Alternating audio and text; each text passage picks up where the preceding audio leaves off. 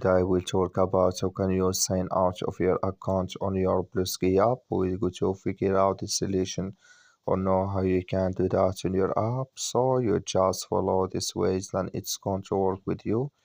All you have to do, you just go here, you go above this sign, click on it here. So when you just click in this sign, it's going to show for you a list like this here. Then you click here on settings, you just click on it. So then you can to next step here, it's going to show for you like this here. Then all you have to do next, you just click here on sign out here. So when you just click on sign out here, then automatically it's going to take you out of your account on your Bluesky app. So that's all you have to do. I wish know you are great. You just follow these ways, then it's going to work with you. Thank you for your watching. Don't forget to support us by liking, subscribe.